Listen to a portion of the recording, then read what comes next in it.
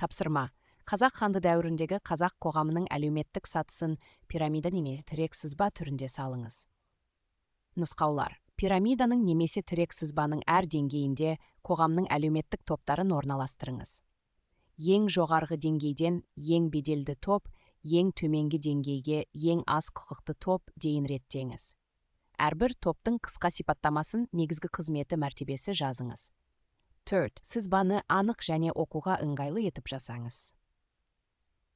Қолдануға болатын негізгі әлеуметтік топтар: хан және сұлтандар, билер, батырлар, бәйне қайраткерлер, молда-ишандар, шаруашылық жетекшілері, атақты жайшы, мал иелері, жай қазақтар, шаруалар, көшпенді малшылар, құлдар, жаулықтан тұтқындар. Дәйектілік пен дұрыс иерархия. Әр топтың рөлін дұрыс сипаттау, сызбаның тазалығы және түсініктілігі.